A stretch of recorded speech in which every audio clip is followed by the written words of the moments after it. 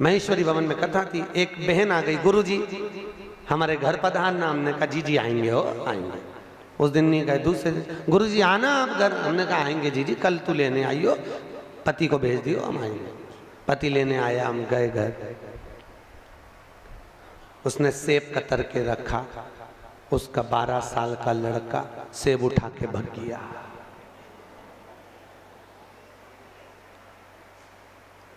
थोड़ी देर बाद उसने गरम गरम चांदी के गिलास में दूध ला के दिया। अब चांदी कितनी गर्म हो जाए, एकदम गर्म दूध डालोगे चांदी बहुत जल्दी गर्म होती है।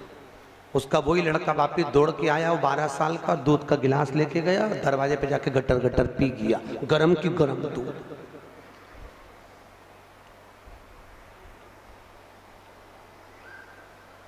उसने कहा गुरुजी आपका अपमान हो गया। मैंने कहा बेन अपमान जान दे चूल्हा में, तू तो ये बता ये कैसे हुआ।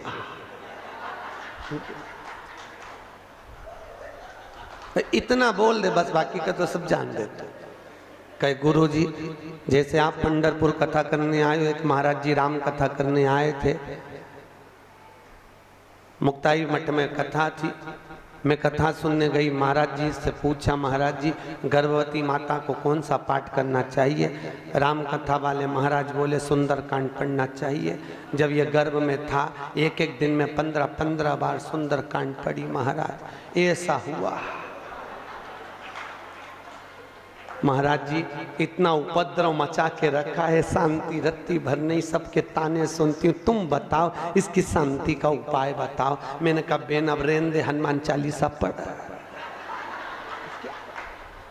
पाठ का असर है।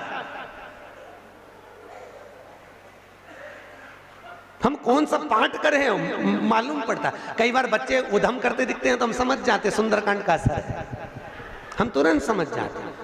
कहीं कहीं के बच्चे रोते दिखते हैं तो हम पहचान जाते हैं। क्यों? क्योंकि डॉक्टर बोलता है बेड रेस्ट। पहले डॉक्टर बोलते थे चलते फिरते रहो, आज के जमाने में डॉक्टर बोलता है बेड रेस्ट। बेड रेस्ट का मतलब है टीवी के सामने पड़े रहो। और गर्भवती नारी दिन भर टीवी के सामने बैठी रहे, दिन भर नाटक देखे, तो जो नाटक में कोई ना कोई का रोता 24 घंटे दिखे, तो औलाद भी ऐसी पैदा हुई। गोदी में धरो तो चुप, जमीन पे सुलाओ तो पे करे। तो समझ में आ जाता है कि नाटक के असर से पैदा हुई है, नोटंकी कर। तो कई कई बार तो बूढ़ी बूढ़ी माताओं को गुस्सा भी आ जाता। बूढ़ी माताएं कहती भैया हमारी भी 4-4 औलाद थी, हम भी पाल पोसते थे। बूढ़ी बूढ़ी माताएं कह देती हम भी दूध पिला के पटक देते, खेलती रहे। धाय बहु तेरी औलाद, धन्य ऐसी औलाद कहाँ की मिली। अच्छा बहुओं का कुछ नहीं जा, सबसे ज्यादा अगर ये दादियों जो ज्यादा बुढ़ी हो गई ना, इनका बुढ़ापा सबसे ज्यादा तो इनके पोता पोती ने कराया। नहीं तो बहुओं तो छोरा छोरी जन्म देने के बाद सबसे ज्यादा कौन संभाले? अरे बोलो दादी बेचारी।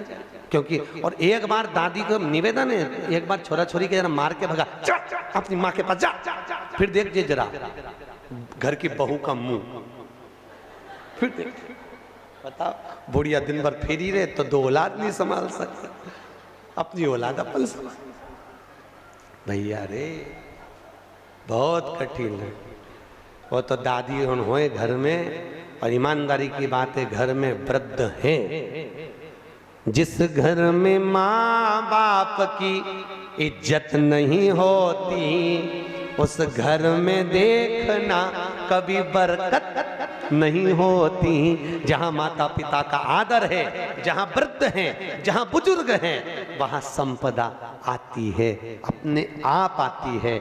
जहां पर बड़े नहीं रहते, धीरे धीरे संपदा भी मुख मोड़ लेती है। तो जिन जिन के घर में सास है वो रोज खूब कृपा भगवान की समझना कि हमारे घर में सास है।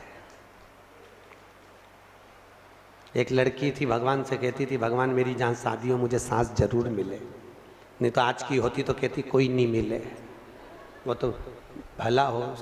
भगवान मेरी सास जरूर मिले। बेचारी की शादी हुई, जहाँ शादी हुई मैं सास ही नहीं मिली। खूब रोई घर पे जाके, मम्मी मेरी सास नहीं, मम्मी मेरी सास नहीं। कोई बात नहीं बेटा चल नहीं बात, अब मन में तो रहे सास चली गई, सास कहाँ से लाऊं सास। तो एक दिन गई, लोहे की कुर्सी, लोहे की तगाड़ी, फावड़ा, गेती, लोहे की निसेनी सबको ले जाके लोहार की दुकान पे गलवा के लोहे की सास बनवा ली।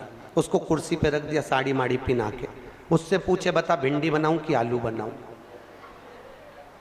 बलुहा की सास से। एक दिन पति ने आकर पूछा क्यों यहाँ निसेनी लगी थी लोहे की कहां गई? तो क्या तुम्हें गला के सांस बन रही? इतने में गुस्सा लाल, और जो गुस्से में आया पति ने कहा मूर्ख, तेरे में अकल नहीं, लोहे का सामान गलवा के सांस बनवा ली, चल निकल बाहर। और सास को भी बाहर फेंक दिया और पत्नी को भी बाहर फेंक दिया। उसको दुख खुद के बाहर फेंकने का नहीं था, मेरी माँ को मेरी सास को बाहर फेंक दिया, इसका दुख था। चली गई बेचारी रोती रोती, परंतु कहाँ जाऊँ, मायके जाऊंगी तो रात को कहाँ जाऊंगी? तो सामने पीपल का पेड़ था, उस पर चढ़ के बैठ गई सास को लेके। आधी रात का समय, रात्रि के समय पर चोर आ गए, और जैसे ही चोर आए पीपल के पेड़ के नीचे बैठकर चोरी का सामान बांट रहे थे। इतने में इसको नींद आ रही थी, नींद के चक्कर में इसके हाथ से सांस नीचे टपक गई। जैसे टपकी सारे चोर भागे, अरे भागो पुलिस वाला ऊपर। जैसे ही चोर भागे इसने नींद खोली, अरे मेरी सांस नीचे गिर गई। जैसे ही नीचे आई, ने सांस तो सोने ही सोने पे बैठी हुई थी, तुरंत इसने लाल पोटली सोना चांदी की बांध के सिर पे धरी, सास को बाजू में लिया और घर पहुंच गई। आधी रात को पहुंच के आवाज लगा, ए जी, ए जी। पति बोला फिर आ गई? अरे दरवाजा तो खोलो। पति ने जैसे ही दरवाजा खोला, इसने सोना खोल के दिखाया। पति तुरंत बोला अंदर आ, जल्दी अंदर। और जैसे ही अंदर गई, पति ने देखा कितना सोना सोना, फिर तो गाड़ी बंगला जमीन सब हो गई। अब इनकी यहाँ तो हो गई, पर पड़ोसन की नींद उड़ गई, इसकी यहाँ तक कैसे आ गया? तो इसने इसको चाय पे बुलाया है, तू चाय पीने आ। उससे पूछा क्यों, ऐसा कैसे हुआ? तो कि मेरी सास नहीं थी तो मैंने लोहे की बनवाई, पति ने धक्का मार के निकाल दिया, मैं पेड़ पे चढ़ गई, सवेरे सास ने इतना सोना दे दिया। इसने मन में सोचा हमारी तो जिंदा बैठी, वो तो कभी अंगूठी नहीं दे, की तो मर गई तो दे रही। इसने भी अपने पति से कह दिया, सुनो आज मैं घर का सारा लोहे का सामान गलवा के सांस बनवाऊंगी। पति ने कहा अम्मा जिंदा काय को बनवा रही? बस मैंने बोल दिया ना, चुप रहो तुम।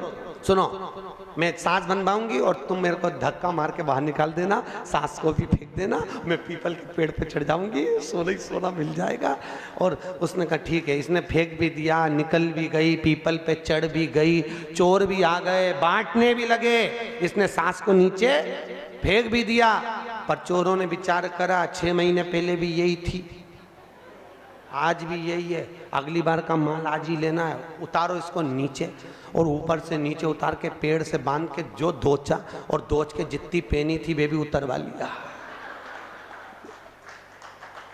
भैया देखा देखी में काम बिगड़ जाता है, कभी देखा देखी ना कर। हम कई बार कथा में कहते हैं कक्षा 8वीं का पेपर, बच्चे एक के पीछे एक बैठे, लिखने को आ गया कि दिल्ली की सबसे बड़ी मीनार का नाम लिखो। आगे वाले ने लिख दिया दिल्ली में कुतुब मीनार है, पीछे वाले ने आगे वाले का देख के लिख दिया दिल्ली में कुतिया बीमार है। देखा देखी में काम बिगड़ जाता है। हमें हमेशा सोच कर विचार कर, अपनी वृत्ति से अपनी बुद्धि से विचार कर कर लिखना है कि है क्या, देख कर नहीं। कई लोग कहते हैं, कई लोग व्रत रखने के बाद कहते हैं उसने वाला व्रत रखा इसलिए उसकी इतना लक्ष्मी आ गई। अरे भैया मालूम पड़े तुम व्रत करो और निपट जाओ तो है? सोच समझ कर, देखा देखी में नहीं, भगवान की भक्ति में करिए, देखा देखी में ना करिए, भगवान का भजन। प्रहलाद, गर्भ का ज्ञान प्रथम ज्ञान है।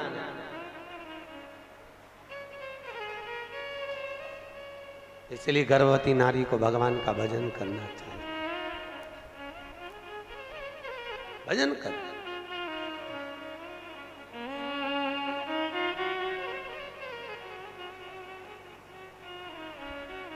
भजन ना हो तो जीवन बेकार है। काय के लिए पृथ्वी पर हमारा जन्म हुआ आपको मालूम है?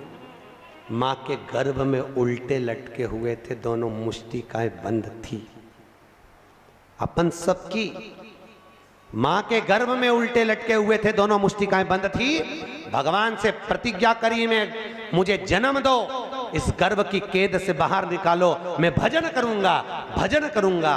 और जैसे गर्भ से निकला मैं तो भोजन करूंगा, भोजन करूंगा। भजन गायब हो गया, भोजन चालू। या बेकार जीवन। बचपन में सोचो जवानी में भजेंगे, जवानी में सोचो अधेड़ी में भजेंगे, अधेड़ी में सोचो बुढ़ापे में भजेंगे, और बुढ़ापे में भगवान का नाम निकले। अरे बोलो तो